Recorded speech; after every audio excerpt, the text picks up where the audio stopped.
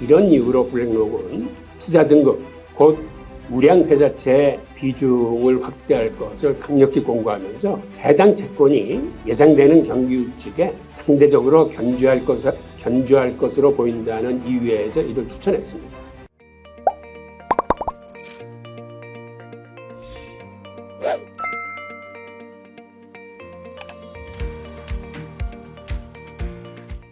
안녕하세요. 흥미키의 경제산책 여러분, 채널 담당 PD 박연선입니다. 안녕하세요, 교수님. 예, 안녕하세요. 네, 오늘은 미국 회사채 시장 다시 활기를 찾을 것인가 라는 주제로 이야기 나눠보겠습니다. 교수님, 최근 미국 기업들의 실적 발표가 이어졌습니다. 지금 8월 초 현재도 이어지고 있는데요. 최근 미국 빅테크 기업들이 잘 나감에 따라서 회사채 시장으로 몰려드는 투자자들이 많다고 합니다. 이에 기반해서 상황을 살펴보겠습니다. 우선 첫 번째로 국채 그리고 회사채가 어떻게 다른지 구체적으로 설명해 주시면 감사하겠습니다. 예, 국채는 잘 알다시피 미국 정부가 발행한 거고 회사채는 기업들이 발행하는 거죠. 그런데 일반적으로 국채 수익률보다는, 즉 국채 금리보다는 회사채의 수익률이 좋습니다. 그래야 사람들이 이제 회사채를 살 테니까요. 그런데 최근 미국 채권 시장에서 이상 현상이 지금 발생하고 있습니다.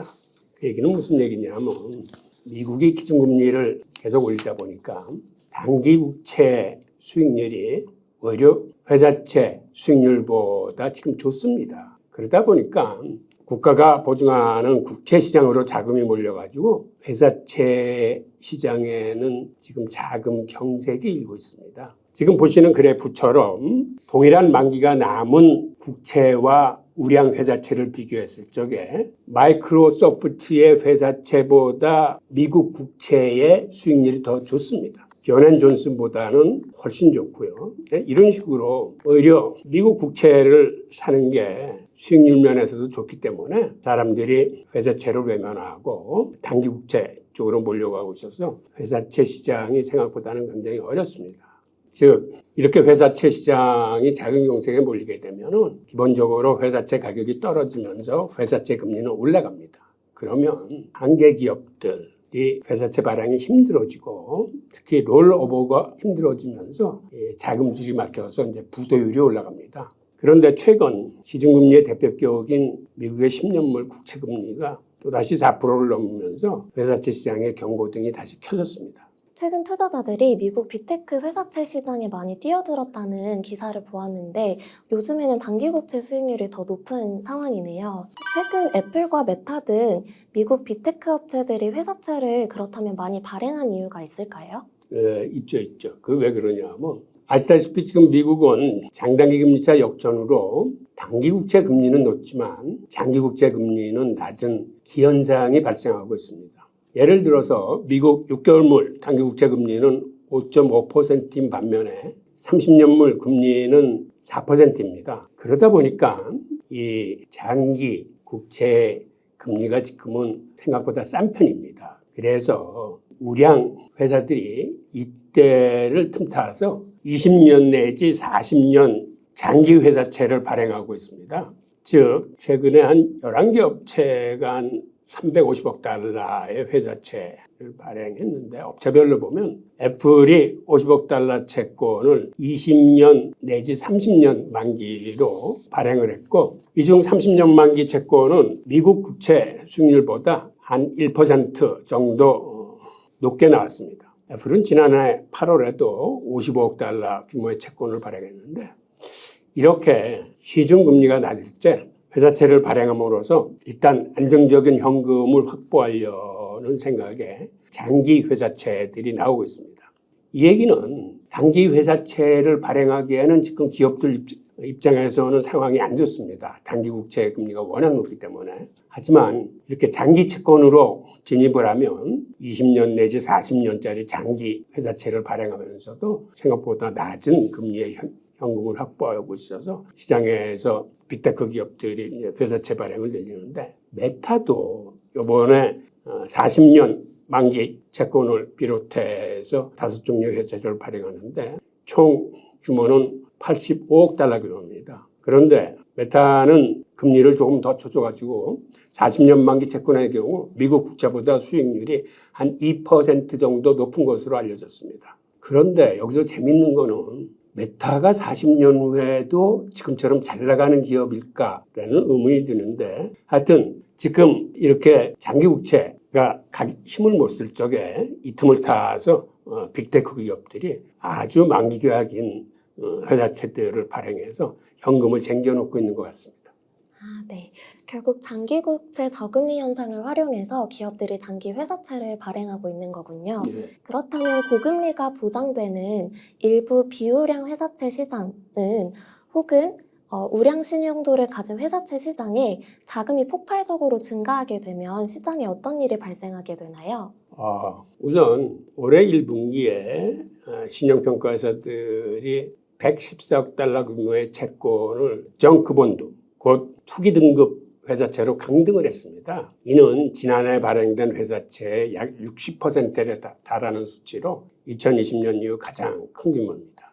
그리고 채권 시장에서 저신용 기업들이 이용하는 레버리지론 금리는 작년부터 금리가 지속 상승해서 6월 현재 금리가 약 10% 수준입니다. 레버리지론은 일반적으로 투자 등급 이하 또는 정크 등급 기업이 자금을 조달하는 데 활용하는 변동 금리 부채의 한 형태인데, 골드만삭스에 따르면 레버리지론 시장에서 기업들의 채무 불이행 규모가 6월에 급증해 올해 들어서 245억 달러를 넘겼습니다. 즉 회사채 시장은 투자 등급이 아닌 이렇게 투기 등급 회사들의 경우는 지금 부도율이 속출하고 있는 현상이고, 그리고 그런 회사들을 상대로 돈을 빌려주는 레버리지론 같은 경우에는 이미 이자가 10%에 다다를 정도로 지금 고금리 상황을 띄고 있기 때문에 지금 이런 상황에서는 부도 기업들이 더 늘어나면서 이런 레버리지론을 활용한 유동화 상품, 일종의 파생 상품이 하나인데요. CLO의 수익률도 악화되는 추세입니다. 그런데 여기서 우리가 눈여겨봐야 될 게 CLO는 파생 상품입니다. 파생 상품이라는 건 장내 거래되는 상품이 아니고 장외 거래되는 상품이기 때문에 만약 CLO에서 문제가 생기면 이거는 2008년도 글로벌 금융위기 때와 마찬가지로 누가 얼마만큼의 부실 상품을 갖고 있는지 모르기 때문에 신용경색이 들이닥치면서 외환 위기로 직행할 가능성이 있습니다. 그래서 지금과 같은 이런 비우량 회사채 시장의 어려움은 이런 파생 상품에 악영향을 끼쳐서 특히 이러한 CLO 수익률의 악화에 대해서 관심을 갖고 이걸 주목해 보아야 될 그런 상품입니다. 네, 말씀 감사합니다. 장외 거래되는 상품의 이슈를 눈여겨봐야 할 것 같습니다. 마지막으로 교수님께서는 만약 금리 하락기가 도래했을 때 장기 채권뿐만 아니라 회사채에 투자하는 것에 대해서는 어떻게 생각하시는지 궁금합니다. 금리 하락기 추세가 확실만 하다면 장기국채 투자는 꼭 필요한 포트폴리오의 하나입니다. 그리고 장기국채 기간이 길수록 수익률이 좋습니다. 그러니까 레버리지 투자 효과가 발생하니까요. 그리고 회사채 같은 경우에는 우량 회사채에 투자하시기 바랍니다. 그리고 국채와 달리 너무 장기적인 장기 회사채는 추천하고 싶지 않습니다. 왜 그러냐면 회사들의 수명이나 첨단 상품 사이클이 생각보다 그리 길지 않습니다. 우리 상품의 혹은 기업의 역사를 보면 과거 한 10여 년 전만 해도 석유 회사들이 세계 10대 기업에 올라와 있을 정도, 그 다음에 금융회사들. 그런데 지금 보면 한 10여 년 사이에 순위가 완전히 바뀌어서 여러분들이 잘 알다시피 이미 빅테크 기업들로 순위는 다 바뀐 상태고, 그리고 지금의 빅테크 기업들이 또 언제 새로운 첨단 기업들한테 자리를 내줄지 모르는 상황이기 때문에 우량 회사채에 투자하실 때 너무 길지 않은, 즉 최근에 애플이나 메타가 발행하는 거 보면 20년 내지 40년 회사채들을 주로 발행하던데 그